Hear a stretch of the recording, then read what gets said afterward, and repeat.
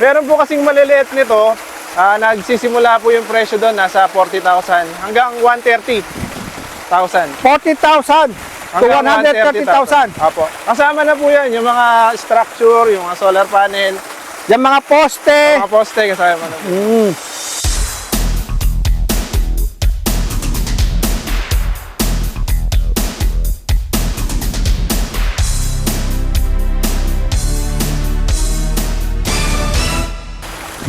Enero 22, alas 3:25 ng hapon.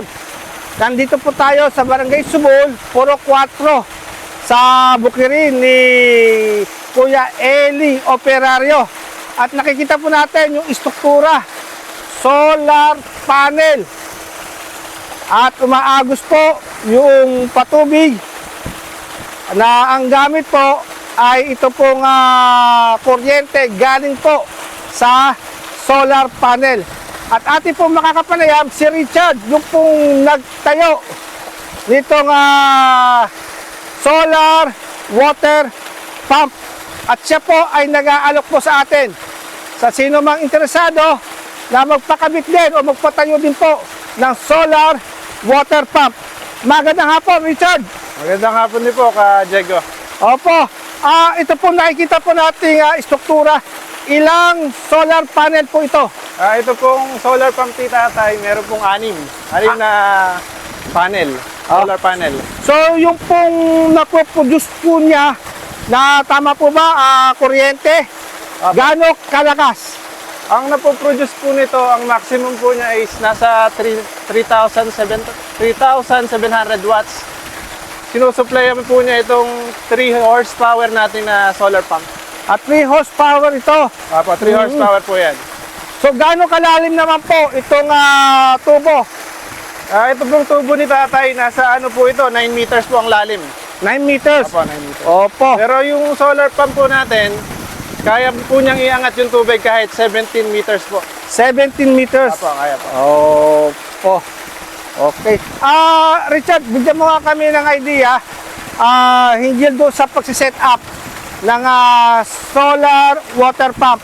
Halimbawa, doon sa kinakailangan dami ng solar panel, yung kinakailangan capacity, Apo. at kung itatambal natin doon sa mga water pump. Apo. So unang-una po yan, Ka Diego, kailangan malaman po yung size po ng tubo nyo. Kung D4 po ba, D3, yung diameter. Tapos, meron pong nakaset na horsepower ng makina kung ano po yung karapat-dapat para dun sa tubo po ninyo. Tapos, yung motor po natin, kung ilang horsepower po yan, tatapatan naman po ng solar panel natin kung ilan po yung kinakailangan. Ganun Opo. po yun. So, itong 3 horsepower, so ilang watts ang kinakailangan? Ito pong 3 horsepower, nagko-consume po siya ng 2,200 plus na watts. Tapos ito pong solar panel natin, ang kaya niyang i-produce nasa 3,000. Ibig sabihin po, sobra-sobra po yung napoproduce ng solar panel para sa solar pump. Ano po ganda kapag sobra-sobra ang kapasidad ng solar panel sa pangailangan po ng water pump? Ang kagandahan po niya, kahit sa umaga po, mga alas 6 o alas 7, kaya niya na po pong patakbuhin kahit di pa po ganun kainit o kaliwanag yung araw. Tapos pagka kumulimlim po, kayang-kaya po niya kahit medyo makulimlim po yung panahon. Opo. Ito po sa solar water pump na tatay mo, anong oras nakapagsisimula siya magpatubig at hanggang sa umaga at hanggang anong oras sa hapon? Apo. Si tatay po, mga 6:30 or 7, nakasindi na po itong pump niya. 7 a.m. Oo, 7 a.m. po. Tapos sa hapon naman po, mga alas 5 po, pinapatay na niya. Or pagka medyo makakulimlim na po, yan, mamamatay na po siya ng kusa. Opo. Kuya Richard, Apo. meron po akong na-interview na solar water irrigation pump din sa may bayan ng Ramos. Apo.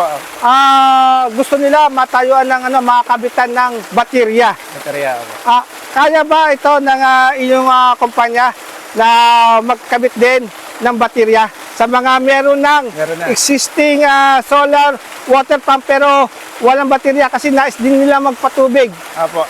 kahit sa gabi. Kaya po yun. Basta po mag-a-add po tayo ng solar panel. Tapos yung battery po natin, medyo malaki po yung capacity para sa gabi po, yun po yung magsusupply sa pump po natin kahit wala ng araw. Opo. So may available pong baterya. Marami po sa market po ngayon, marami pong available. Opo. At napansin ko dito sa bomba ng tatay mo, merong kawad ng kuryente. Opo. Itong klase po ng makina, dalawa. Apo.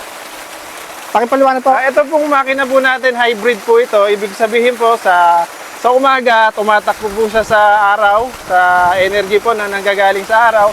Tapos sa gabi naman po, meron po tayong kable ng kuryente na kahit sa wala ng araw, pwede po siyang tumakbo para tuloy-tuloy po yung agos ng tubig. Ayan. Doon sa itatagal po ng solar panel, gaano karaniwan ang tagal niya na magagamit? Ang average po na tinatagal po ng solar panel nasa 25 to 30 years po. Tapos sa solar pump naman po natin, ang average po niyan is 10 years to 20 years po ang lifespan. Opo. At palagi ko, ito na yung tinatanong ng mga nanonood. Aba. Magkano naman? Ay. O sige. Itong setup dito sa tatay mo, Apo. magkano inabot? Magbibigay na lang po ako ng range sa Kajay. Sige po, range. Meron po kasing maliliit nito. Nagsisimula po yung presyo doon, nasa 40,000 hanggang 130,000. 40,000 to 130,000. Apo. Kasama na po yan, yung mga structure, yung mga solar panel, Yung mga poste, mga poste, kasama na po. yung pagbabaon ng Yun lang po ang hindi kasama. So kinakailangan may tubo na. Apo, may existing na po na tubo. Opo. Ang sukat po ng tubo ng bomba ni tatay ay 4. Apo. 4 So, inches po yan. sakto lamang po yung 3 horsepower. Apo. Yun po yung nakadesign po doon sa makina. Kung 4 inches po yung tubo ninyo, yung makina po natin ay 3 horsepower. Kung 2 inches lamang, Pag 2 inches po, nasa 1 horsepower po yun. opo. So, meron naman mas malaki pa sa 3 horsepower. Meron pa po. Meron pa po. Kaya lang, baka doon aabot niya 130,000. Ako po eh. Ayan. Richard, saan ka makakontakt? Saan ka po pwedeng kontakin sa mga interesado? Apo, meron po akong page sa Facebook, yung RE Operario Solar Services. Pwede rin nyo po kaming tawagan sa number po namin, 0947-60-95904. Yeah. Yan po. So, doon po sa package Apo. na pagkontrata po sa inyo, kasama ba doon yung sakasakaling merong ilang mga problema, mga services, technical services? Apo, kasama po yun. Meron po, may warranty po para sa makina, sa solar panel, meron din po. Tapos pag nagka-problema po yung setup nyo, kami po mismo ang pupunta para mag-ayos, tumingin. Troubleshooting. Troubleshooting. Po. Ayan. So, muli, yayain po natin sila doon po sa mga gusto magmenos. Apo, sa mga kababayan po namin dyan, sa mga kapwa po namin magsasaka, sa mga balak po na magpatayo din po ng ganito, napakaganda pong investment. Lalo na po pag meron po kayong mga fish pond or may mga gulayan po kayo na after ng taniman ng palay, meron kayong patubig para naman sa ibang pananim ninyo. Yan po. Sige po. Maraming salamat, Richard. Salamat po, Ka Diego.